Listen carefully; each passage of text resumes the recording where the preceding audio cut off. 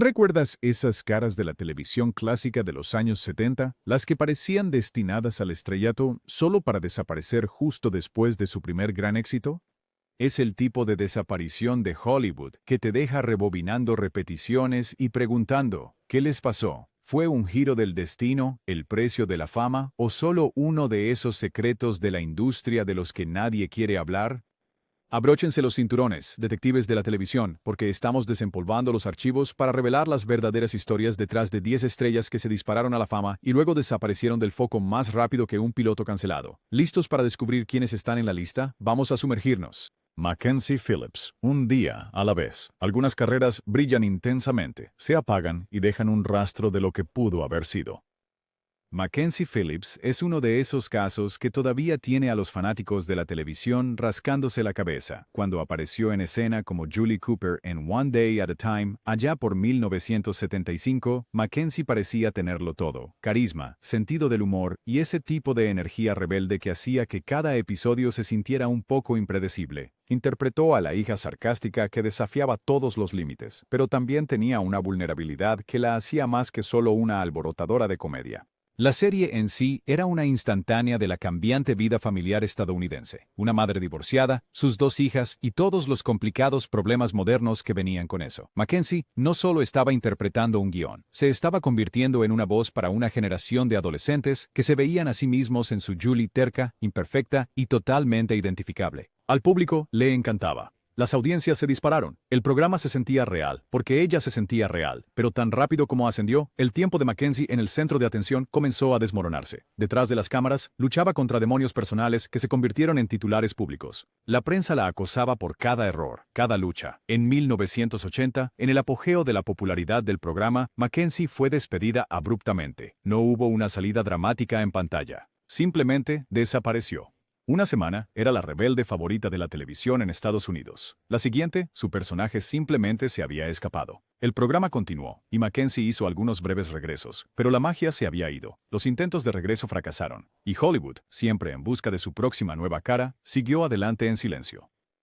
Por un tiempo, parecía que Mackenzie sería recordada solo por su caída en lugar de su talento, pero aquí está el giro. Aunque desapareció de la gran escena televisiva, su historia se quedó con los fans. Más tarde resurgió como escritora, oradora y defensora, sin volver a capturar la gloria de las comedias, pero demostrando que a veces las batallas de la vida real son más grandes que cualquier guión. Mackenzie Phillips no solo desapareció, dejó una huella que sigue siendo parte de los capítulos más complicados de la historia de la televisión. Gregory Sierra, Sanford and Son, Barney Miller. Si existe algo como la energía de robaescenas, Gregory Sierra la tenía en abundancia. Ya sea iluminando la pantalla como Julio Fuentes en Sanford and Son o aportando un toque diferente como el sargento Chano Amengual en Barney Miller, Sierra se convirtió en una figura clave en 2 de las comedias más agudas de la década. Podía convertir una simple broma en un momento memorable, y sus personajes siempre parecían un poco más complejos de lo que los guiones sugerían. En una era televisiva llena de estereotipos, las actuaciones de Sierra tenían una profundidad que te hacía querer saber más. Sanford and Son le dio una plataforma nacional. Como el vecino puertorriqueño optimista y sufrido, Julio interpretó al hombre serio frente al gruñón Fred Sanford de Red Fox, sobreviviendo a los comentarios mordaces que habrían dejado a la mayoría de los actores abatidos. Pero nunca se trató solo de risas. Sierra le dio a Julio una autenticidad, una sensación de vida fuera del set. Los fans lo adoraban, los críticos se dieron cuenta, y de repente estaba en todas partes, tanto que cuando Barney Miller llamó, Sierra aprovechó la oportunidad para romper con los estereotipos. El sargento Chano Amengual en Barney Miller fue otro cambio de juego. En un programa celebrado por su escritura inteligente y su elenco inolvidable, Sierra encajó perfectamente. Su personaje era duro, con principios y ocasionalmente atormentado por el trabajo. En uno de los episodios más memorables de la serie, la reacción emocional de Chano a un tiroteo traumático dio a los espectadores un vistazo al lado crudo y sin pulir de la delgada línea azul de la televisión. Por un momento, parecía que Sierra estaba a punto de unirse a la élite de la televisión, y luego, casi tan repentinamente como había llegado, se fue. Sierra dejó Barney Miller después de solo 2 temporadas. No hubo una salida dramática, ni una disputa pública, ni una serie de titulares jugosos. Simplemente se fue. A Hollywood le encanta reciclar a sus estrellas, pero para Sierra, los papeles posteriores nunca estuvieron a la altura. Consiguió papeles de invitado, partes pequeñas y el ocasional papel en una película, pero el foco principal nunca lo encontró de nuevo. Para los espectadores fue como ver a un gran atleta retirarse después de su temporada de novato. Gregory Sierra se convirtió en uno de esos actores que todos reconocían, pero nadie sabía realmente qué le había pasado. Nunca volvió a capturar la magia constante de esos dos primeros papeles, pero para cualquiera que vio la televisión de los años 70, su rostro está grabado en la memoria. Un caso clásico de talento adecuado en el momento adecuado, que nos dejó a todos queriendo más y preguntándonos a dónde fue. Susan Dey, la familia Partridge. Si creciste viendo televisión a principios de los años 1970, hay una buena probabilidad de que el rostro de Susan Dey esté grabado en tu memoria. Como Laurie Partridge, la hermana mayor tranquila pero genial en la familia Partridge, Dey era el amor platónico de todo adolescente y la idea de un modelo a seguir para todos los padres. No solo tocaba el teclado, tocaba las fibras del corazón de una nación. Cuando el autobús de The Partridge Family apareció en la pantalla, Dey destacó con su tímida sonrisa, su porte natural y la sensación de que siempre estaba un paso adelante de sus hermanos de televisión. El programa se convirtió en un fenómeno instantáneo de la cultura pop, y Susan Dey se convirtió de repente, casi de la noche a la mañana, en la chica del momento de América. Pero después de que The Partridge Family terminó en 1974, Dey hizo algo realmente inesperado. Desapareció. Claro, hizo algunas apariciones y películas hechas para televisión y alguna que otra aparición especial, pero evitó cualquier papel que recordara su pasado en Partridge. Circulaban rumores de que había terminado con la industria. Se saltó las reuniones, rechazó ofertas para volver a interpretar a Laurie Partridge. La verdad, Dey estaba decidida a no ser encasillada, pero Hollywood ya había decidido su historia. No fue por falta de talento. Dey tenía habilidades dramáticas, pero en ese entonces, la televisión podía ser implacable. La transición de ídolo adolescente de comedia a actor adulto era un camino lleno de víctimas. Susan Dey pasó el resto de la década de 1970 mayormente fuera del foco, construyendo silenciosamente una vida lejos del caos de la televisión de cadena. Su regreso a la televisión años después en L.A. Law, a finales de la década de 1980, demostró que todavía lo tenía, pero durante más de una década fue un caso clásico de ¿qué le pasó? Hoy en día, Susan Dey sigue siendo un enigma de Hollywood, alguien que aprovechó su fama televisiva en su apogeo y nunca miró atrás. Para la generación de The Partridge Family, siempre será Laurie, la chica que mantuvo a la banda unida y luego se fue sin mirar atrás. Michael Gray, Shazam. Cada niño quería ser un superhéroe en los años 70, pero solo Michael Gray realmente lo logró, al menos en la televisión. Como Billy Batson en Shazam, Gray era el chico estadounidense por excelencia que podía transformarse en el Capitán Marvel con una sola palabra mágica. El programa impactó las mañanas de sábado como un rayo en 1974, mezclando acción de cómic, aventuras de viaje por carretera y el tipo de lecciones de vida sinceras que solo podrías obtener de un tipo que pasa el rato con un antiguo mago. Michael Gray no solo estaba actuando, era el avatar del sueño más salvaje de cada niño. Shazam. No se emitió durante décadas. Duró solo 3 temporadas, pero tuvo un impacto enorme. El Billy Batson de Gray era simpático, con el que se podía identificar y creíble, incluso en medio de todo ese caos de cómics. El estatus de culto del programa perdura hasta el día de hoy. Pero aquí está el giro. Cuando Shazam terminó en 1976, Michael Gray no pasó a un nuevo éxito de taquilla, no consiguió otro papel protagónico ni encabezó un drama en horario estelar. De hecho, desapareció de la televisión casi instantáneamente.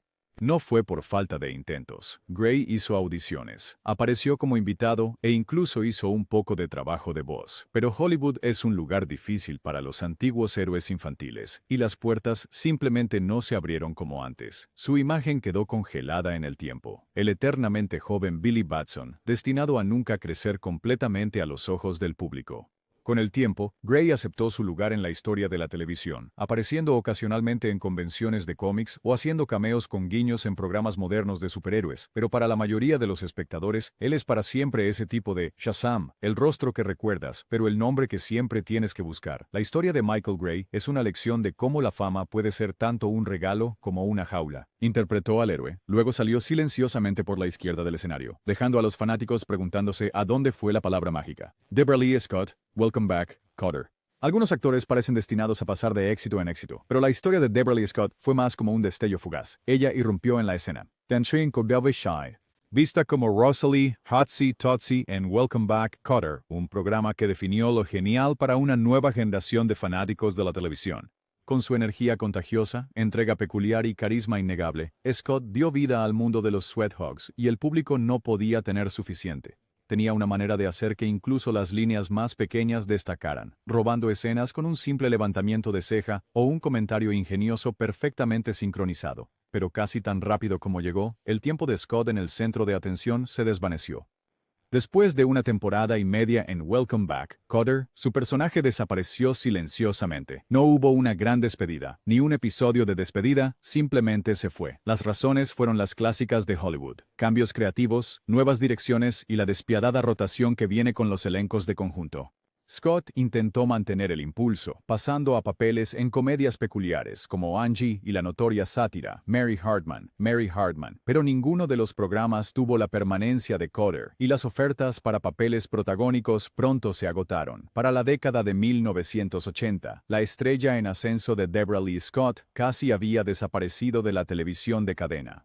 Encontró trabajo en apariciones especiales y como panelista en programas de concursos, pero nunca recuperó el protagonismo regular. Aún así, Scott permaneció como una nota al pie de la cultura pop, un símbolo de cuán rápido pueden cambiar las fortunas en la televisión. Los fans que la recordaban de esos primeros episodios siempre se preguntaron por qué nunca tuvo una oportunidad más grande. Su historia sirve como una advertencia. A veces, la oportunidad que tienes es la única que tendrás. El viaje televisivo de Scott es un recordatorio de que en Hollywood la fama puede ser efímera y los cuentos de hadas rara vez salen como se planean. Su estrella puede haberse apagado rápido, pero por un momento dorado, Deborah Lee Scott fue inolvidable.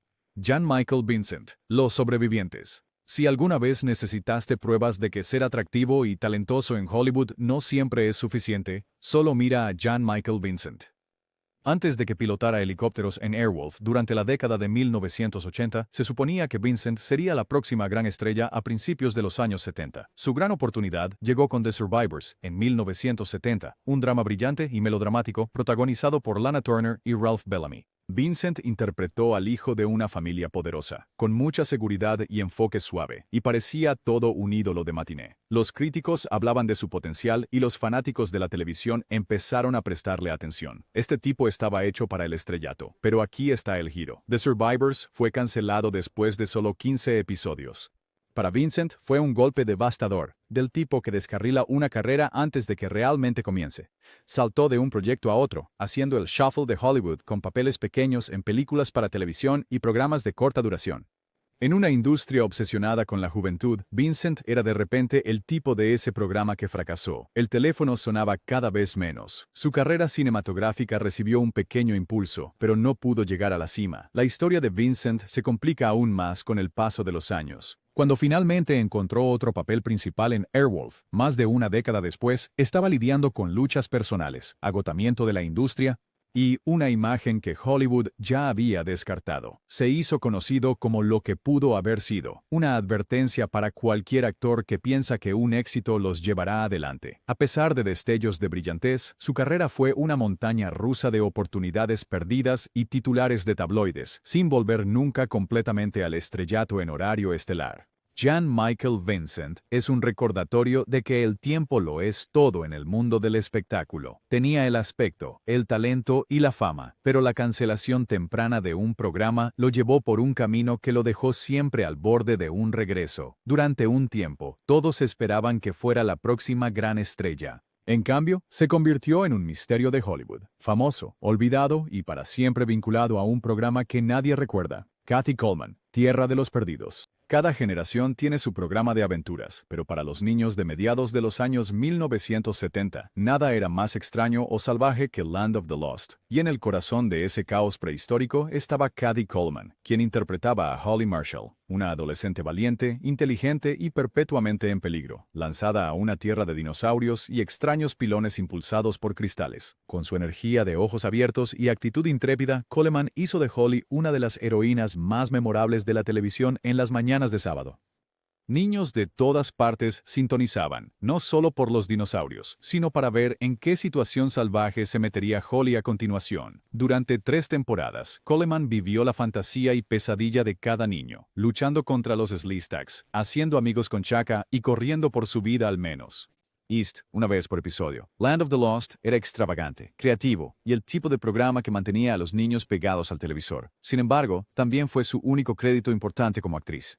Cuando el programa terminó en 1976, Kathy Coleman hizo lo que casi nadie esperaba. Dejó el negocio por completo. No hubo películas para televisión, ni comedias de situación posteriores, ni siquiera la serie de apariciones como invitada que la mayoría de las exestrellas infantiles acumulan a lo largo de los años. Coleman se alejó de Hollywood tan rápidamente como llegó, convirtiéndola en una de las verdaderas maravillas de un solo éxito de la televisión de los años 1970. Durante décadas, los fanáticos se preguntaron qué le pasó a la chica que semana tras semana corría más rápido que los dinosaurios y superaba a los Slistags. Los rumores y las apariciones en convenciones solo añadieron a su mística, pero nunca intentó reavivar su carrera actoral. La historia de Coleman es una de las raras desapariciones en la televisión. Protagonizó un clásico de culto, luego dejó ese mundo atrás, eligiendo una vida más tranquila lejos de las cámaras. Pero para cada fan que pasó las mañanas de sábado perdido en un mundo de aventuras, Kathy Coleman siempre será Holly Marshall, la chica que sobrevivió en la Tierra de los Perdidos y desapareció en sus propios términos. David Cassidy, la familia Partridge. Algunas estrellas de televisión nacen para interpretar un papel, y luego ese papel las atrapa para siempre. David Cassidy fue el ídolo adolescente definitivo como Keith Partridge en la familia Partridge. Con una melena de cabello, una sonrisa fácil y un talento para convertir el pop ligero en éxitos de las listas, Cassidy capturó los corazones de millones. Su rostro estaba en portadas de revistas, loncheras y prácticamente en cada pared de dormitorio de costa a costa. Durante 4 temporadas, no solo interpretaba a Keith Partridge, estaba viviendo el sueño que todos los niños en Estados Unidos secretamente deseaban. Pero cuando la serie terminó en 1974, el sueño comenzó a desmoronarse. Cassidy estaba decidido a dejar atrás la imagen de ídolo adolescente. Intentó de todo: actuación seria, música en solitario, incluso trabajo en el escenario. Pero a pesar de todos sus esfuerzos, Hollywood no estaba interesado en David Cassidy el adulto. Consiguió algunos papeles de invitado aquí y allá, pero la máquina que lo había construido como Keith Partridge no podía imaginarlo como otra cosa. Los años posteriores a Partridge de Cassidy fueron una lucha contra su propia imagen. Se enfrentó al escepticismo de la industria, a los fans volubles y a la fría realidad de que la fama adolescente no dura. Su carrera musical se mantuvo más tiempo que sus perspectivas de actuación, pero a finales de los años 70, los días de Cassidy como un nombre familiar habían terminado. Nunca consiguió otra serie regular y nunca dejó de intentar liberarse de la sombra de los Partridge. A su favor, Cassidy abrazó su legado de la cultura pop más tarde en la vida, haciendo apariciones en reuniones, conciertos y convenciones de nostalgia. Pero la impresión duradera es de una estrella que se elevó a alturas increíbles solo para descubrir que descender es la parte más difícil de todas. David Cassidy desapareció del horario estelar, pero nunca dejó los corazones de la generación que creció cantando junto a él.